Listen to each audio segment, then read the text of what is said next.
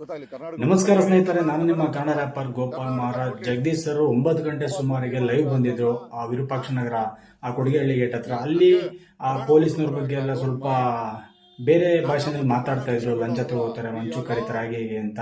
ಅದಾದ ನಂತರ live end ಆದ್ಮೇಲೆ ಯಾರೋ ಇವ್ರ ಮೇಲೆ ಅಟ್ಯಾಕ್ ಮಾಡಿದ್ದಾರೆ. ಮೂಗಲ್ಲಿ ಬಾಯಲ್ಲಿ ರಕ್ತ ಬರೋ ಹಾಗೆ ಹೊಡೆದಿದ್ದಾರೆ.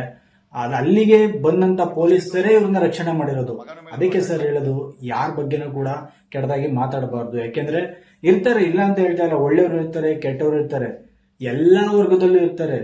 ಇನ್ನು ಪೊಲೀಸ್ನವ್ರು ಒಬ್ಬರೇ ಅಲ್ಲ, ಲಾಯರ್ನಲ್ಲೂ ಇರ್ತಾರೆ, ರಾಜಕಾರಣಿಗಳಲ್ಲೂ ಇರ್ತಾರೆ, ಸಾಮಾನ್ಯ ವರ್ಗದಲ್ಲೂ ಕೂಡ ಇರ್ತಾರೆ. ಎಲ್ಲರನ್ನೂ ಒಂದೇ ತಕ್ಕಡಿಗೆ ಹಾಕಿ ತೂಗ್ಬೇಡಿ. ಯಾಕೆಂದ್ರೆ ಇದು ಪ್ರಜಾಪ್ರಭುತ್ವ. ಮಕ್ಕಳಿಗೋಸ್ಕರ ಬದುಕಬೇಕಾಗುತ್ತೆ, ತಂದೆ ತಾಯಿಗೋಸ್ಕರ ಬದುಕಬೇಕಾಗುತ್ತೆ. ಯಾರನ್ನು ಕೂಡ ಬದಲಾವಣೆ ಮಾಡೋದಕ್ಕಾಗೋದಿಲ್ಲ. ಅಣ್ಣಾ ಹಜಾರೆ ಕೂಡ ಬಂದು ಭ್ರಷ್ಟಾಚಾರ ನಿರ್ಮೂಲನೆ ಮಾಡಬೇಕು ಅಂತ ಹೋದ್ರು. ವಯಸ್ಸಾದ್ರೂ ಕೂಡ ಇಲ್ಲಿ ಬದಲಾವಣೆ ಸಾಧ್ಯವೇ ಇಲ್ಲ. ಅವ್ರಿಗೆ ಬದಲಾವಣೆ ಆದ್ರೆ ಸಾಕಾಗಿದೆ. ಸರ್, ಮೂಗಲ್ಲಿ ಬಾಯಲ್ಲಿ ರಕ್ತ ಬರ್ತಾ ಇದೆ, ನನಗೂ ಕೂಡ ತುಂಬಾ ಬೇಜಾರಾಗ್ತಾ ಇದೆ. ಸರ್, ದಯವಿಟ್ಟು ಎಷ್ಟರಲ್ಲಿ ನಾವು ಲಿಮಿಟ್ ಆಗಿರ್ಬೇಕು ಅದನ್ನ ಕ್ರಾಸ್ ಮಾಡಿ ದಯವಿಟ್ಟು ಹೋಗೋದು ಬೇಡ ಸರ್. ಯಾಕೆಂದ್ರೆ ನೋವು ಶತ್ರುಗಳಿಗಾದ್ರೂ ನೋವೇನೆ.